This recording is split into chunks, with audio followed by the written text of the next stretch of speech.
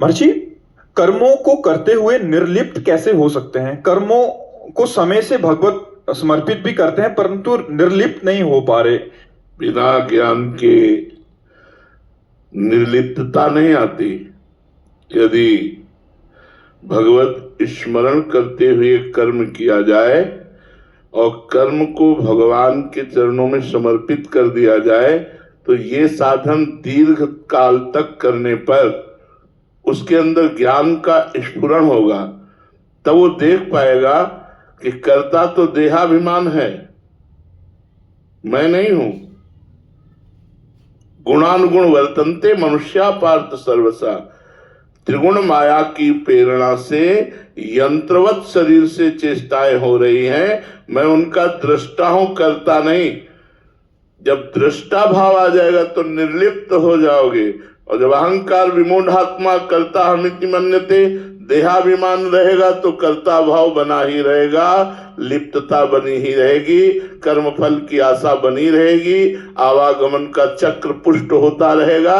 इसलिए सदगुरु की शरण में होकर उनके द्वारा बताई हुई उपासना पद्धति से देहाभिमान का नाश कर दे, कर्ता भोक्ता भाव का नाश कर दे, साक्षी भाव से स्थित हो जाए, दृष्टा भाव में स्थित हो जाए तो कर्म करते हुए भी वो निर्लिप्त रहेगा। कोई भी कर्म उसे बांध नहीं सकेगा।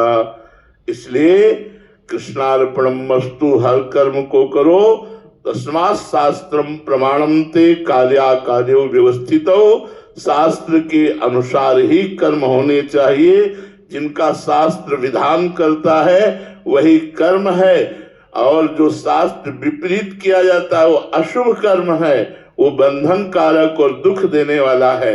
इसलिए शास्त्र सम्मत कर्म हो वो भी भगवान को अर्पित किए जाए, और कर्म करते समय सावधानी रखी जाए कि भगवान का स्मरण निरंतर होना चाहिए। मामनुस्मर युद्ध च, युद्ध अर्थात कर्तव्य कर्म, और मामनुस्मर अर्थात भगवान का भजन, नाम जप स्मरण, मंत्र जप स्मरण, रूप ध्यान स्मरण, गुण लीला चिंतन स्मरण। स्मरण करते हुए जो कर्म किया जाता है तो ज्ञान प्राप्त हो जाता है। फिर वो कर्म करता नहीं रहता, वो दृष्टा रहता है।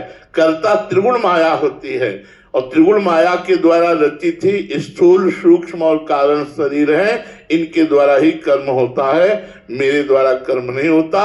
मैं कर्ता भोक्ता भाव से रहित हूं, ऐसा अनुभव हो जाएगा।